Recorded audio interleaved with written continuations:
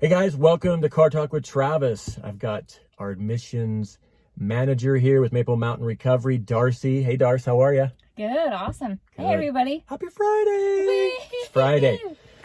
Today we want to talk about, and these are just some situations we've ran into lately. Well, we run into, I guess, an awful lot. And it's when a family member reaches out for a loved one, a daughter, a son, or whatnot that needs treatment. Everything's an emergency right away. My child needs to get into treatment. I need them to get in treatment. And, our first question is, do they want help? Because we'll do everything on our end to help make this happen.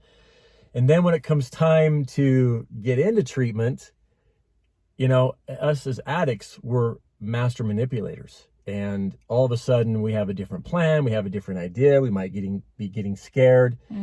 And we just want to help give some gifts to parents or just loved ones in general that are, and maybe some advice on how to kind of redirect that. So what would you say, if you have a mom that is doing all the work for her daughter to help get her in treatment, and then the day she's supposed to go to treatment, the daughter's just throwing up all these red flags and all these issues, what would you give advice to mom for? Well, and with this situation too, I just want to say mom was ready to hold this really hard boundary that the day of daughter's coming to treatment, mom doesn't follow through with that boundary. And so I would just say, really, as hard as it is as a parent to have a child, an addicted child, and all the manipulation and all the hurt and the crisis in that situation, that in that moment where parents is like, okay, they've got to get treatment right now. Hold that boundary. Because in the long run, these bills that your child is worried about that aren't going to get paid, the job that they have that they're afraid of losing, if they don't have a life, they don't have those things anyway. And so you're just prolonging the inevitable. Your child's going to need treatment. Your child is going to need that help. And so it's your job as a parent to hold those boundaries. And those boundaries can be, you no longer have a place to live. I'm not paying your car insurance. If you are, I'm not paying your cell phone bill. I'm not rescuing you anymore. Those are things that, you're helping them die rather than live. I mean, that's the reality of it. You're helping them die day by day as they're continuing to take drugs and shoot heroin. And we all know that it could be laced with fentanyl. You don't know what that person's taking. And I always tell family, have that boundary, because I'd rather have that boundary and have my child pissed at me than bury them. Yeah. Because if you remove all of those things that you're doing to enable them, how are they going to survive? They're not going to be able to. No, and it's just removing those barriers for them too.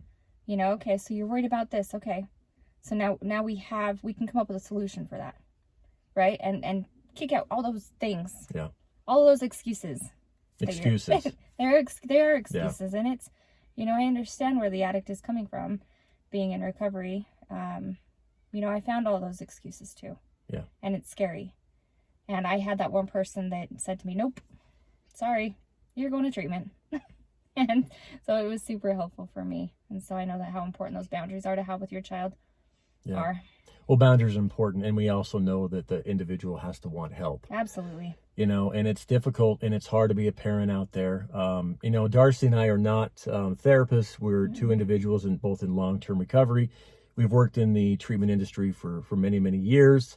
And we have our own stories. And these are the things that we kind of talk to families about on a day-to-day basis. And it is, first thing I also tell families and moms or dads or whoever is, I need you to get help. I need you to get a therapist, you to get some professional help so you have somebody to talk to. Because, you're going back and forth with your kid or your loved one and you're like, am I doing the right thing? Am I not doing the right thing? They don't want me. They don't love me. They don't need me.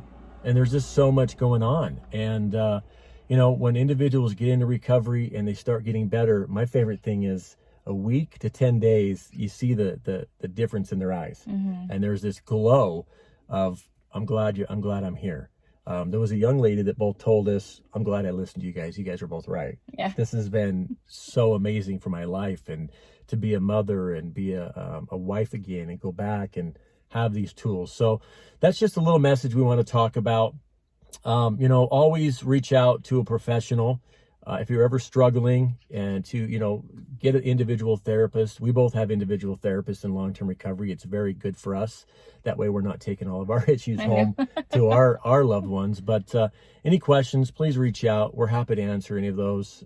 Here at Maple Mountain Recovery, we've got some amazing therapists, amazing owner, chefs, techs, you name it. We're here to help. 801-499-9316. And you guys have a great weekend. Any last message? No. Just have a great weekend. And reach out. Reach out, please. Ask for help. Thanks. Bye.